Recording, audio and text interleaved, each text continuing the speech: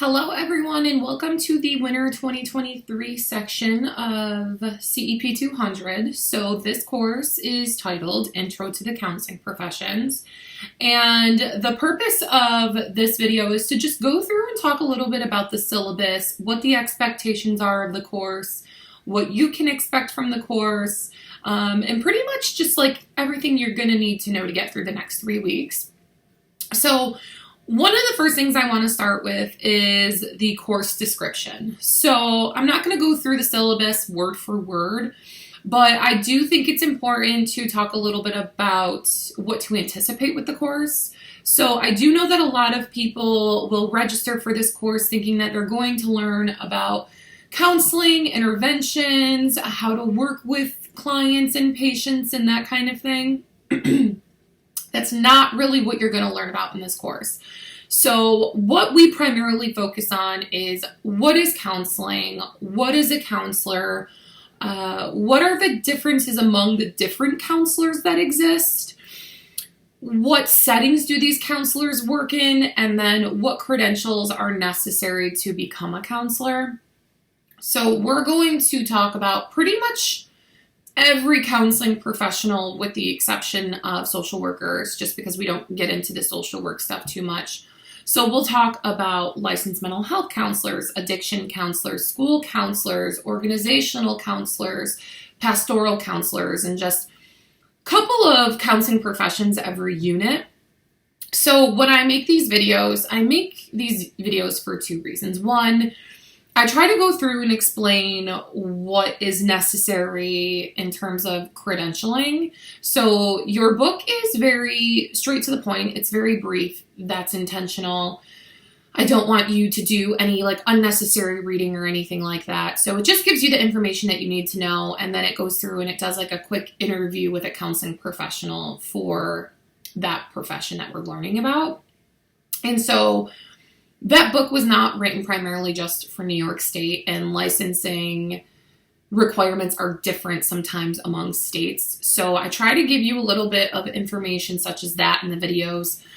But also, I do realize that some people do really love videos, and that's kind of part of their way of learning, the way that they learn best. I understand that some other people think that they could go without the videos. That's totally fine, but they are required. So what I try to do is I will always put 2 answers to the quizzes in the unit videos, and then you will also get your journal prompt for that unit from the video. So unfortunately, I do get emails every semester of people asking me for the journal prompt. That's how I know that they didn't watch the unit videos. So just make sure you're watching the videos, please. There's a lot of good, important information in the videos. So going through the syllabus, we talked about what you can expect from the course as far as material. So let's go a little bit into what's really important, which is the course requirements. So the way that I have this course set up, there are 5 unit assignments, 4 discussion board posts, 3 quizzes, 5 journal prompts, and 1 major paper. So I understand the difficulty of winter courses.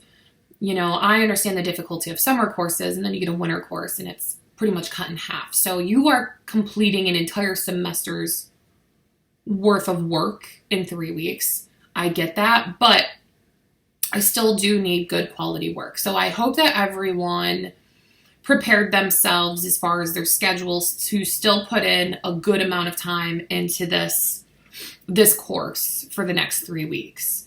So when we're talking about unit assignments, those are all going to be posted in the unit content.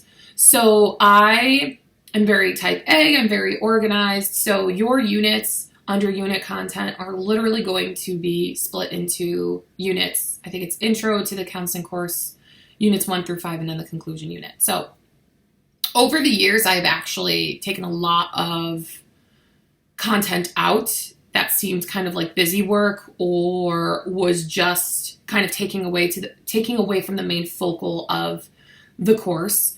So what we'll kind of go over some changes that I've made. So for unit assignments, these are always posted, like I said, as an attachment in the unit material. And you want to make sure that your responses to each of the questions about 200 to 250 words. The reason I do that is because really our only way to process information and for me to know that you're actually understanding the information is through your unit assignments, your discussion boards.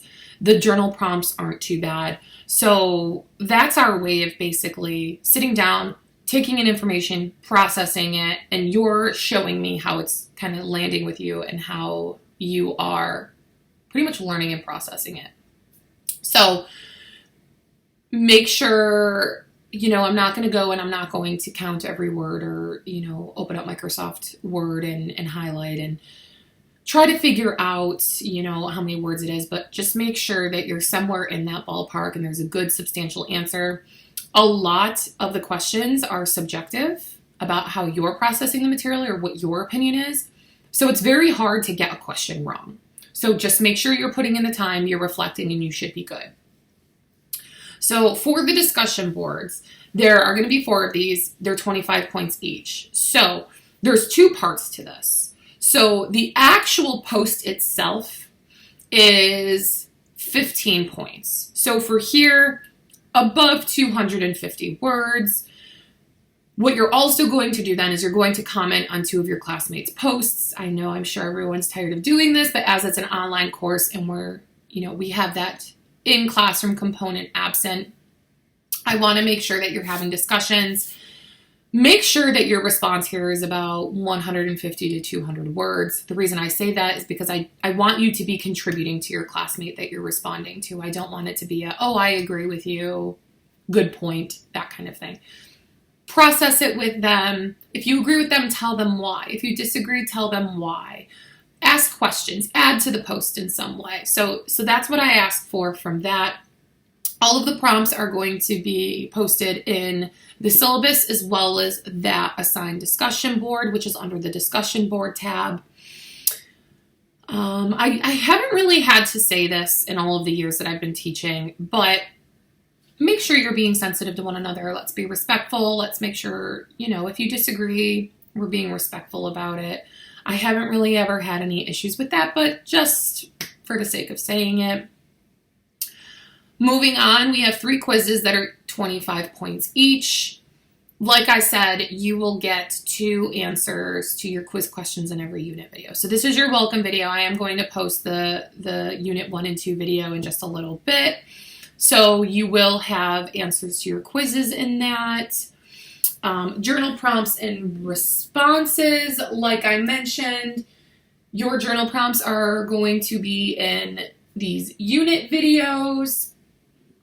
So like I said, I think you want to make sure that you want to be, I say around 200 and 250 words. And so you might be noticing a trend here, but I never used to be the type of professor that required a word count, but I have found that sometimes it's a little difficult to gauge what exactly the instructor's looking for without it, because I used to just say insightful, substantial responses.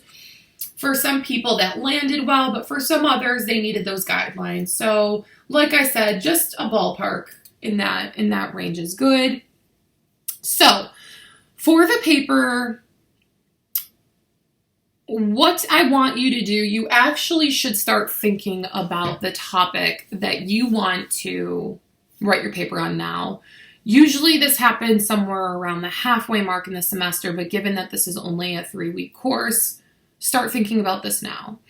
So your advocacy paper is the big paper of the semester. Again, there's 2 parts to this. So the first one is picking a population, which I'll go through and explain in just a second. Picking a population and then posting it for approval in the discussion board. That is 25 points. So easy points. And then the rest of your paper is going to be 100 points. So if you want to start working on this now, that's great. Make sure you get your topic approved. But I would say start working on it sooner than later. All of the guidelines for the paper are in the papers and projects content section in the course. There's a sample paper in there for you to show you kind of what I'm looking for. There's resources as far as APA format, as well as just kind of like an overall guideline sheet of what the paper should be about. So to kind of put it plainly, part of counseling, as a counselor in any profession, you are serving as an advocate for your client or patient. And, among other things that you're going to be doing. So what I want you to do is I want you to think of a vulnerable population that you find intrigued by, would like to learn a little bit more about, really feel strongly that they need advocating for, whatever that looks like.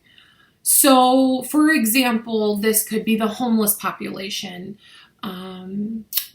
children with earlyhood trauma, veterans, minority communities. Just like think of a population that you think could really use, the community could use some education. The community could use some, awareness of how impactful this or how impacted this population is by societal norms, the system, stuff like that. So what I want you to do is just start thinking about that. So I've received a lot of papers on like racial disparities, the LGBTQ population. And what I want you to do is I want you to make sure that it's narrowed down enough to where you would be able to get specific research from peer-reviewed journals or previous, research done where you can actually make your argument that this is a vulnerable population, because that's going to be part of your paper. There's going to be a literature review where you go into the research and you say, like, this is what previous research has found, and this is why this is a vulnerable population. This is why they need advocating for. It's not going to be the main focal point of your paper, but it's getting you exposed to the information that's out there and also kind of like how to read research. So for the big part of the paper, like the advocacy part of the paper, you're actually going to pretend as though you are a counselor already. So this is the part that generally people misunderstand when they're writing the paper. You're already going to be a counselor. And you have all of the resources available to you. And so what you're going to do is you're going to go through and you're going to create an advocacy plan. What would you do as this counselor for the community, for this population, to advocate and bring awareness and education and finances and, changing the system? How would you go about doing that? So the first part of the paper is very objective. The last part of the paper is very subjective. So there's also an implications for counselors piece in the middle there, but that's all in the guidelines, and we'll be going over that again soon. So that's pretty much it as far as like the grading and stuff goes. So for the winter courses, I try to chip away at grading throughout the week. There isn't too many people enrolled in the course right now, so it shouldn't be hard for me to keep up. I think the only thing that's tricky is like when there's so many assignments due at once. I do try to keep up with that. Extensions. Winter course, I'm really hesitant to give extensions just because it's such a short course. If you do need anything, talk to me first. I have to be kind of strict about receiving things late if you don't talk to me about it first. So just keep me in the loop of whatever's going on. Accessibility information is in the syllabus. Academic integrity. So this will be the last thing that I will talk about specifically from the syllabus. Plagiarism.